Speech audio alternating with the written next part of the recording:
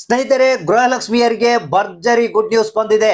ಪ್ರತಿಯೊಬ್ಬರ ಖಾತೆಗಳಿಗೆ ಇವತ್ತ 4,000 ಹಣ ಜಮಾ ಆಗ್ತಾ ಇದೆ. ಹೌದು ಸ್ನೇಹಿತರೆ, ಸ್ವಲ್ಪ ಡಿಲೇ ಆದ್ರೂ ಚಿಂತೆ ಇಲ್ಲ, ನಿಮ್ಮ ಖಾತೆಗಳಿಗೆ ಕೊನೆಗೂ ಬಿಡುಗಡೆ ಆಗೇ ಬಿಡ್ತು. ಸ್ನೇಹಿತರೆ, 2,000 ಪ್ಲಸ್ 2,000 ಅಂದ್ರೆ ಗೃಹಲಕ್ಷ್ಮಿ ಯೋಜನೆಯ 11ನೇ ಕಂತು ಜೊತೆಗೆ 12ನೇ ಕಂತಿನ ಹಣ ನಿಮ್ಮ ಖಾತೆಗಳಿಗೆ ಬಿಡುಗಡೆ. ಇಲ್ಲಿ ಬಹಳ ಮುಖ್ಯವಾದಂತ ಒಂದು ಹೊಸ ಅಪ್ಡೇಟ್ ಬಂದಿದೆ. ಒಂದು ವೇಳೆ ನಿಮಗೆ ಏನಾದ್ರೂ ಇವತ್ತ ನಿಮ್ಮ ಖಾತೆಗಳಿಗೆ ಹಣ ಬಂದಿಲ್ಲ ಅಂದ್ರೆ ಬೇಗ ಈ ಕೆಲಸವನ್ನ ಮಾಡಬೇಕು. ಅಂದ್ರೆ ಖುದ್ದಾಗೆ ಲಕ್ಷ್ಮಿ ಹೆಬ್ಬಾಳ್ಕರ್ ಅವರು ಈ ಒಂದು ಮಾಹಿತಿಯನ್ನ ಕೊಟ್ಟಿರುವಂತದ್ದು. ಮತ್ತೆ ನಿನ್ನೆ ತಾನೇ ಎಲ್ಲ ಡಿಬಿಟಿ ಪುಷ್ ಮಾಡಿದ ನಂತರ ಬ್ಯಾಂಕ್ ಗಳಿಗೆ ಹಣ ಟ್ರಾನ್ಸ್ಫರ್ ಆಗಿದೆ. ಇವತ್ತ ನಿಮ್ಮ ಖಾತೆಗಳಿಗೆ ಹಣ ಜಮಾ ಆಗೋದು 100% ಗ್ಯಾರಂಟಿ. ಹಾಗಾದ್ರೆ ಈ ಒಂದು ಲೇಟೆಸ್ಟ್ ಅಪ್ಡೇಟ್ ಅನ್ನ ನಿಮ್ಗೆ ತಿಳಿಸ್ಕೊಡ್ತಾ ಇದೀನಿ. ಇನ್ನು ಹೆಚ್ಚಿನ ಒಂದು ಡೀಟೇಲ್ಸ್ ಇದೆ ಇದರಲ್ಲಿ. ಏನೇನಪ್ಪ ಅಂತಂದ್ರೆ, ಇವತ್ತ ಎಷ್ಟು ಮಂದಿಗೆ ಈ ಒಂದು ಗೃಹಲಕ್ಷ್ಮಿ ಯೋಜನೆಯ 11 ಮತ್ತು 12ನೇ ಕಂತಿನ ಹಣ ಒಟ್ಟಿಗೆ 4,000 ಬರ್ತಾ ಇದೆ, ಯಾವ ಯಾವ ಜಿಲ್ಲೆಗಳಿಗೆ ಮೊದಲು ಬಿಡುಗಡೆ ಆಗುತ್ತೆ, ಆಮೇಲೆ ಯಾವ ಜಿಲ್ಲೆಗಳಿಗೆ ಬಿಡುಗಡೆ ಆಗುತ್ತೆ, ಯಾರಿಗ್ ಬರ್ಬೋದು ಯಾರಿಗಿಲ್ಲ ಅನ್ನೋದ್ರ ಬಗ್ಗೆ ಹೊಸ ಅಪ್ಡೇಟ್ ಬಂದಿದೆ.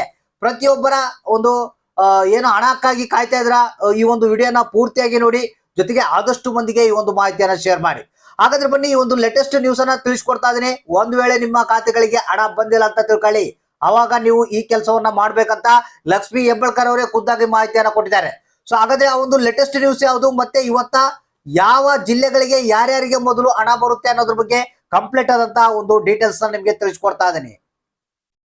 ಹೌದು ಸ್ನೇಹಿತರೆ, ಇದೀಗ ಬಂದಿರುವಂತ ಒಂದು ಹೊಸ ಅಪ್ಡೇಟ್ ಇದು. ನಿನ್ನೆ ಅಂದ್ರೆ ಮಧ್ಯಾಹ್ನದ ನಂತರ ಏನಿದೆ, ಗೃಹಲಕ್ಷ್ಮಿ ಅಂದ್ರೆ ಏನು ಸಚಿವೆ ಲಕ್ಷ್ಮಿ ಹೆಬ್ಬಾಳ್ಕರ್ ಅವರು ಏನಿದ್ದಾರೆ, ಈ ಒಂದು ಗೃಹಲಕ್ಷ್ಮಿ ಯೋಜನೆಯ ಹಣ ಬಿಡುಗಡೆ ಮಾಡೋದಕ್ಕೆ ಎಲ್ಲಾ ರೀತಿಯ ತಯಾರನ್ನ ನಡೆಸಿದ್ದಾರೆ. ಅಂದ್ರೆ ನಿನ್ನೆ ಏನಿದೆ, ಬ್ಯಾಂಕ್ ಗಳಿಗೆ ಹಣವನ್ನ ಟ್ರಾನ್ಸ್ಫರ್ ಮಾಡಿಸಿದ್ದಾರೆ.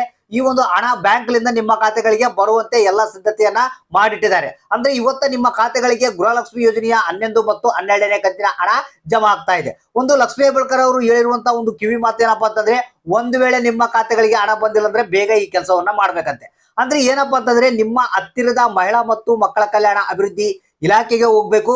ಅಲ್ಲಿ ಹೋಗಿ ನಮ್ಗೆ ಹಣ ಬಂದಿಲ್ಲ ಅಂತ ಕೇಳಿದ್ರೆ, ಇವತ್ತ ಏನು ಹೊಸ ಅಪ್ಡೇಟ್ ಬಂದಿದೆ ಅದ್ರ ಪ್ರಕಾರ ನಿಮ್ಗೆ ಮಾಹಿತಿಯನ್ನ ಕೊಡ್ತಾರೆ.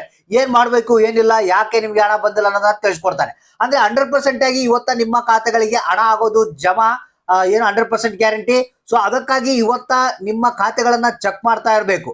ಅಂದ್ರೆ ನಿಮ್ಗೆ ಏನು ಆಲ್ರೆಡಿ ಈಗ ಬ್ಯಾಂಕ್ ಗಳಿಗೆ ಹಣ ಟ್ರಾನ್ಸ್ಫರ್ ಆಗಿದೆ, ಬ್ಯಾಂಕ್ ಲಿಂದ ನಿಮ್ಮ ಖಾತೆಗಳಿಗೆ ಹಣ ಬರೋದೊಂದೇ ಬಾಕಿ. ಸೊ ಇಲ್ಲಿ ಬಹಳಷ್ಟು ಮಂದಿ ಇವಾಗ 11ನೇ ಕಂತು 12ನೇ ಕಂತಿನ ಹಣಕ್ಕಾಗಿ ಕಾಯ್ತಾ ಇದ್ರು. ಸೊ ಪ್ರತಿಯೊಬ್ಬರ ಖಾತೆಗಳಿಗೆ ಇವತ್ತ ಜಮಾ ಆಗುತ್ತೆ. ಸೊ ಇಲ್ಲಿ ಯಾವ ಜಿಲ್ಲೆಗಳಿಗೆ ಯಾರಿಗೆ ಮೊದಲು ಬರ್ಬೋದು ಯಾರಿಗೆ ಇಲ್ಲ ಅನ್ನೋದ್ರ ಬಗ್ಗೆ ಕೂಡ ಒಂದು ಹೊಸ ಅಪ್ಡೇಟ್ ಇದೆ. ಸ್ನೇಹಿತರೆ, ಇಲ್ಲಿ ನಿಮಗೆ ಹೇಳ್ಬೇಕಪ್ಪ ಅಂತಂದ್ರೆ, ಇವತ್ತು ಬಂದಿರುವಂತ ಮಾಹಿತಿ ಪ್ರಕಾರ ಇಲ್ಲಿ ಇವತ್ತ ಕೇವಲ 50% ಜನಗಳಿಗೆ 50% ಜನಗಳಿಗೆ ಹಣ ಬರುವಂತ ಸಾಧ್ಯತೆ ಇದೆ ಅಂತ ಒಂದು ಮಾಹಿತಿ ಬಂದಿರುವಂತದ್ದು.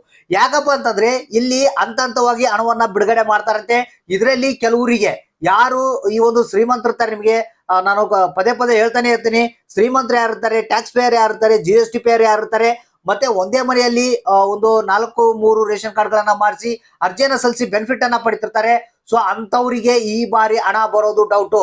ಅಂದ್ರೆ ಇವತ್ತು 50% ಜನಗಳಿಗೆ ಹಣ ಬಿಡುಗಡೆ ಆಗುತ್ತೆ ಅಂತ ಮಾಹಿತಿ ಬಂದಿದೆ. ನೀವು ನಿಮ್ಮ ಅಕೌಂಟ್ ಗಳನ್ನ ಚೆಕ್ ಮಾಡ್ತಾ ಇರಿ.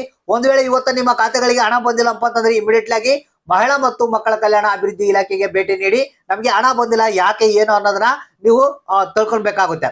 ಸೊ ಜೊತೆಗೆ ಇಲ್ಲಿ ನಿಮ್ಗೆ GST ಪೇಯರ್ ಟ್ಯಾಕ್ಸ್ ಪೇಯರ್ ಅಂತ ನಿಮ್ಗೆ ತೋರಿಸ್ತಾ ಇತ್ತು, ಅದಕ್ಕೆ ಬಂದಿಲ್ಲಪ್ಪ ಅಂತ ಅಲ್ಲಿ ಏನಾದ್ರು ಹೇಳಿದ್ರೆ, ನಾನು ಮೊನ್ನೆನೇ ಹೇಳಿದ್ದೆ, ಒಂದು ಸ್ವಯಂ ಘೋಷಣೆ ಪತ್ರವನ್ನ ಫುಲ್ಫಿಲ್ ಮಾಡಿ ನೀವು ಮಹಿಳಾ ಮತ್ತು ಮಕ್ಕಳ ಕಲ್ಯಾಣ ಅಭಿವೃದ್ಧಿ ಇಲಾಖೆಗೆ ಸಬ್ಮಿಟ್ ಮಾಡ್ಬೇಕಂತ.